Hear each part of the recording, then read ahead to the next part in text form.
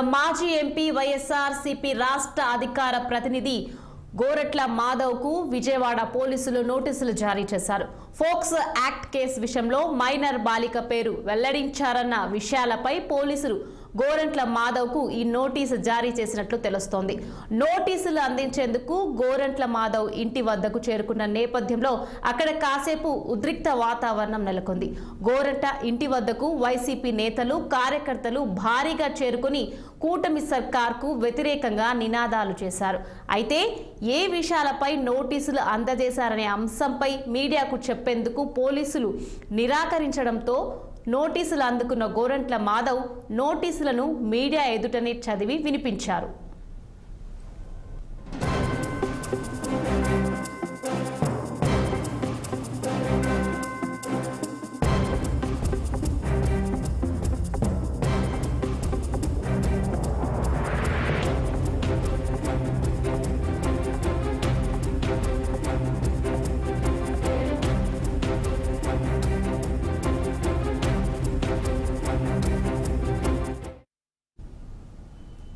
తిరుమల శ్రీ వెంకటేశ్వర స్వామి వారిని టాలీవుడ్